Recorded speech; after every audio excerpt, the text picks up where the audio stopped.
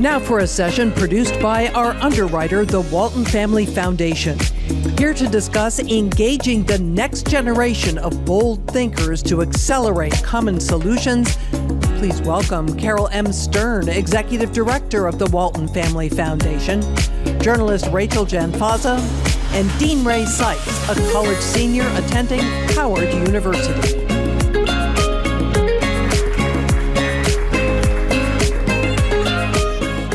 Good afternoon, and thank you to the Atlantic Festival, Caryl and Deanrea. So as we think about fostering conversation, intergeneral conversation, Deanrea, in your perspective, what does collaboration look like to Gen Z?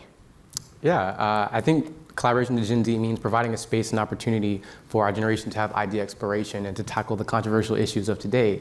I think in many indirect philosophical senses, my generation, we are attempting to ask or re-ask questions pertaining to the human condition that we believe generations prior ignored or didn't answer.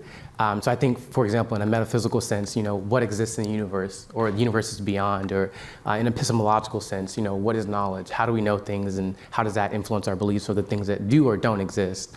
I think lastly, in a political sense, the very social and political norms of today, what legitimacy do they still hold today, and why are we still holding on to them? So, yeah. Okay. And Caryl, with that in mind, how is the Walton Family Foundation thinking about fostering collaboration with the next generation of leaders? So our research has shown that your generation definitely wants to collaborate. And I think the most remarkable thing we learned in our research was how hopeful and optimistic your generation is. One big difference, though, between yours and mine, aside from the maybe 50 years, is that my generation believed the institutions of this country were going to give us the American dream. And your generation believes you're going to give you the American dream. And that's a really big change. But you're demanding that we do it together. You're a we generation, not a me generation. And you want to collaborate.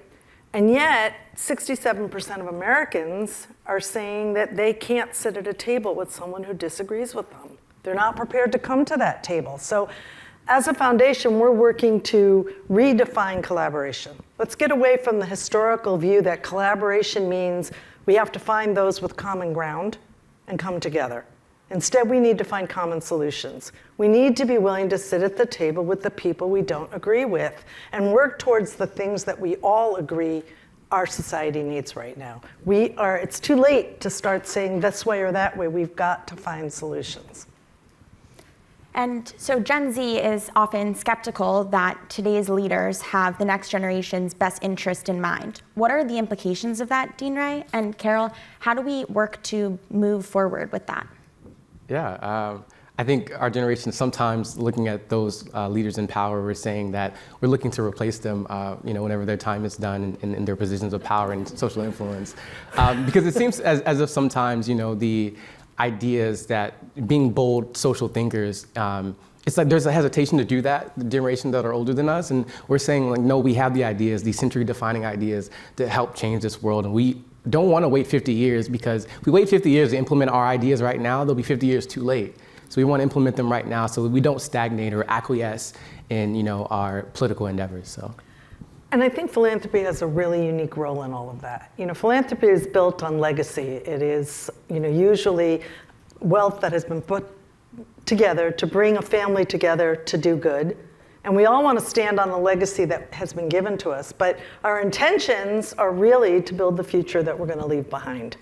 And I think that one of the primary messages we're getting from your generation is we have to listen better. We have to be willing to open our ears. We have to make sure there's a seat at the table for you, and that we have to also make sure you've got a microphone in front of that seat. And if the power of our microphone is stronger, then we've got to pass the mic to you. Because it is time for us to understand that this nation doesn't only need identified leaders, it needs a coalition to bring us together. Absolutely. Got it. Well, thank you so much to you both, and thank you all. We really appreciate it. Thank you.